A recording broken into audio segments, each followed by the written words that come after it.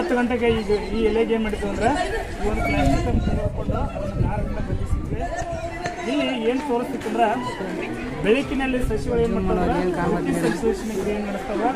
ಈ ದ್ಯುತಿ ಸಂಶ್ಲೇಷಣೆ ಕ್ರಿಯೆಗೆ ಪತ್ರ ಹರಿತುಗಳು ಏನಾಗಿರ್ತೈತಿ ತೆರೆದುಕೊಂಡಿರ್ತಾವ. ಆ ಪತ್ರ ಹರಿತುಗಳು ತೆರೆದುಕೊಂಡಾಗ ಅದರ ಮುಖಾಂತರ ಬಾಷ್ಪ ವಿಸರ್ಜನೆ ಏನಿರ್ತೈತಿ. ಬಾಷ್ಪ ವಿಸರ್ಜನೆಯಲ್ಲಿ ನೀರು ಆವಿಯಾಗಿ ಆ ಆವಿಯಾಗುವಂಥ ನೀರನ್ನು ನಾವು ಕಟ್ಟುವ ಮುಖಾಂತರ ಏನು ಮಾಡ್ತೀವಿ ಈ ರೀತಿ ಕಲೆಕ್ಟ್ ಮಾಡಿದ್ದೀವಿ. ನೋಡಿ ಸುಮಾರು ಇಷ್ಟು ನೀರು ಒಂದು ದಿನ ಬರೀ ಒಂದು ಎಲೆ ಇಷ್ಟು ನೀರು ಹೊರಗಡೆ ಆಗ್ತಿದ್ದಾರೆ. ಇಷ್ಟೊಂದು ಎಲೆಗಳಿದಾವೆ. ನೀರನ್ನು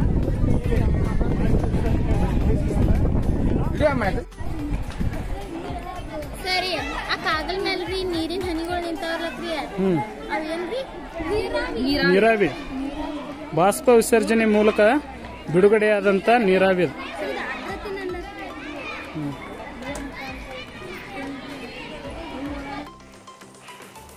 ನಮ್ಮ 9ನೇ ತರಗತಿ ವಿದ್ಯಾರ್ಥಿಗಳು ಹೈಡ್ರೋಲಿಕ್ ಪವರ್ ಅನ್ನು ಉಪಯೋಗಿಸಿ ಒಂದು ರಾಕೆಟ್ ಉಡಾವಣೆ ಮಾಡಲಿಕ್ಕೆ ಪ್ರಯತ್ನ ಮಾಡ್ತಿದ್ದಾರೆ.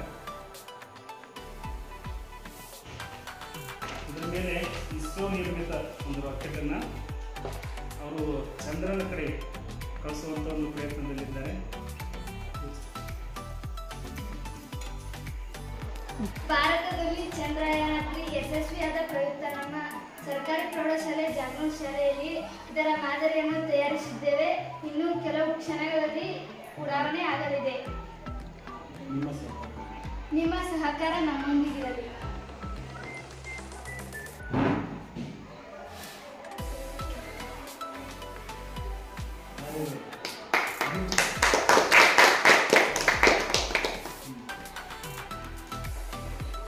ಧನ್ಯವಾದ. ಇದು ಆಮ್ಲೀಯವೋ ಅಥವಾ ಪ್ರತ್ಯಾಮ್ಲೀಯವೋ ಅನ್ನೋದನ್ನ ಪರೀಕ್ಷೆ ಮಾಡೋಣ. ಇದು ಯಾವ ಲಿಟ್ಮಸ್ ಪೇಪರ್? ಇದು ಆಮ್ಲೀಯವಾಗಿದ್ದರೆ ಇದು ಯಾವ ಬಣ್ಣಕ್ಕೆ ಬರ್ತದೆ? ನೀಲಿ ಬಣ್ಣದ್ದು ಕೆಂಪು ಬಣ್ಣಕ್ಕೆ ಬದಲಾವಣೆ ಆಗೈತೆ. ಇದು ಕೆಂಪು ಬಣ್ಣದಾಗೈತೆ ಹೌದಾ? ಇದು ಏನಾದ್ರು ಈ ಒಂದು ದ್ರಾವಣ ಆಮ್ಲೀಯವಾಗಿದ್ದರೆ ಇದು ಯಾವುದೇ ರೀತಿ ಬದಲಾವಣೆ ತೋರಿಸಲ್ಲ. ಯಾಕಂದ್ರೆ ಆಮ್ಲೀಯ ಏನಾಗುತ್ತೆ ರೆಡ್ ಕಲರ್ ಮಾಡಕ್ಕೆ. ಇದು ಪ್ರತ್ಯಾಮ್ಲವಾಗಿದ್ದರೆ ಏನಾಗುತ್ತೆ ಮಾಡೋಣ. ಈಗ ನಾನು ಕೆಂಪು ಲಿಟ್ಮಸ್ ಪೇಪರ್ ಅನ್ನ ಈ ದ್ರಾವಣದಲ್ಲಿ ಅದ್ದುತ್ತಿದ್ದೇನೆ. ನೋಡ್ರಿ ಯಾವ ಬಣ್ಣಕ್ಕೆ ತಿರುಗಿತು? ಹಾಗಿದ್ರೆ ಈ ದ್ರಾವಣ ಯಾವುದು?